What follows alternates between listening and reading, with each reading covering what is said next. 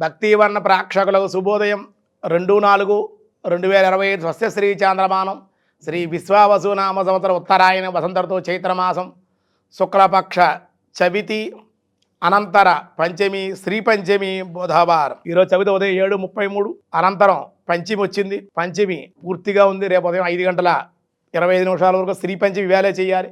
ఉదయం 7:30 నుంచి కూడా శ్రీ పంచమి. నామకరణాలు, అక్షరాభ్యాసాలు, ఏమండి చెవులు గుట్టించటం, అక్షరాభ్యాసం చేయడం, స్కూల్లో జాయిన్ చేయడం, ఇవన్నీ కూడా శ్రీ పంచమి. మహాలక్ష్మి అమ్మవారిని సరస్వతీదేవి చాలా విశేషమైనటువంటి కాబట్టి శ్రీ పంచమిని ఆచరించుకోవాలి.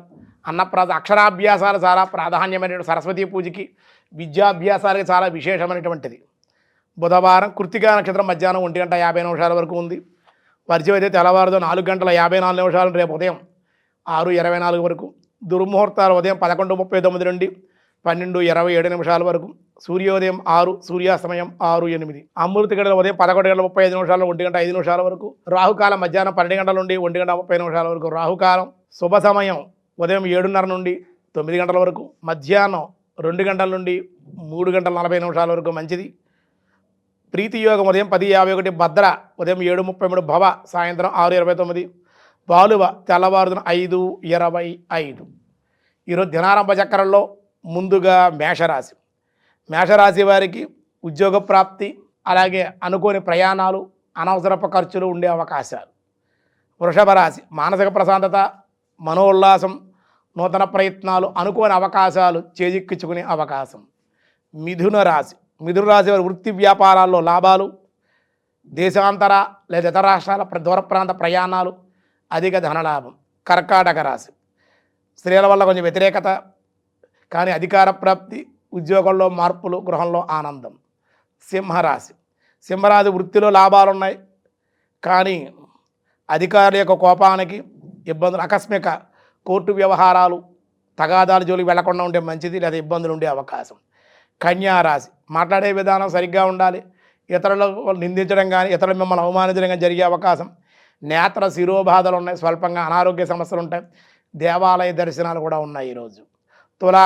తులారాశి వారికి వ్యాపారంలో అనుకూలత, ధనలాభం, సంతోషం, మానసిక ప్రశాంతత. వృశ్చిక రాశి వారికి జాయింట్ వ్యాపారాలు మిశ్రమంగా ఉంది. గృహంలో ధనం రొటేషన్ కాక ఇబ్బంది.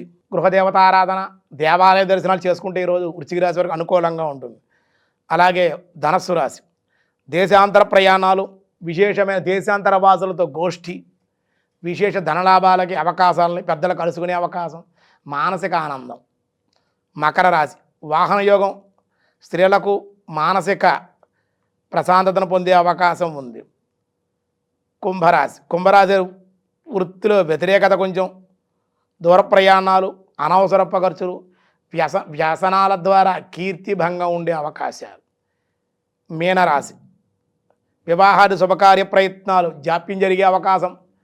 ప్రతి పనిలో కూడా ఆటంకాలు ఉంటాయి, శ్రమ ఉంటుంది, అధిక ఖర్చులకు కూడా ఈరోజు అవకాశం ఉంది. ఈరోజు విష్ణు సహస్రనామంలో వ్యాసాయ విష్ణు రూపాయ వ్యాసరూపాయ విష్ణవే, విష్ణు సహస్రనామంలో చక్కగా ఈరోజు ఏం చెబుతున్నారంటే సమస్థాన, నిన్న వ్యవస్థాన అన్నారు, ఈవేళ సమస్థానాయ నమః. ఓం సమస్థానాయ నమః.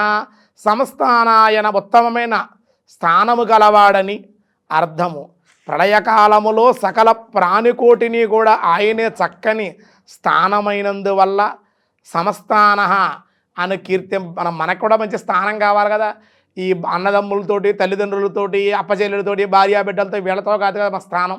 ఇది భూలోకంలో విడిగా ఆత్మ ఉండలేదు కాబట్టి భగవంతుడు ఇలా కలుపుతాడు వీళ్ళందరినీ. కానీ అసలైనటువంటి ఆదుకునేటువంటి వాడు, ఆధారమైనటువంటి వాడు, అసలైన స్థానం వైకుంఠ స్థానం, పరమాత్మ స్థానం. ఆ స్థానం పరమాత్మయే కనుక సమస్థాన అన్నారు. అందుకే ఆయన ఆ విధంగా విష్ణు సహస్రనామంలో కీర్తించారు స్వామివారిని తెలియజేస్తూ ఉన్నాం. ఈరోజు శ్రీ పంచమి కాబట్టి భారతీయులకి, ప్రవాస భారతీయులకి శ్రీ పంచమి శుభాకాంక్షలు, శుభ ఆశీస్సులు. అక్షరాభ్యాసాలకి, నామకరణాలకి, అలాగే విద్యాభ్యాసాలు ప్రారంభించడానికి అనుకూలమైన రోజుగా శ్రీ పంచమిని చెప్పడం జరుగుతుంది.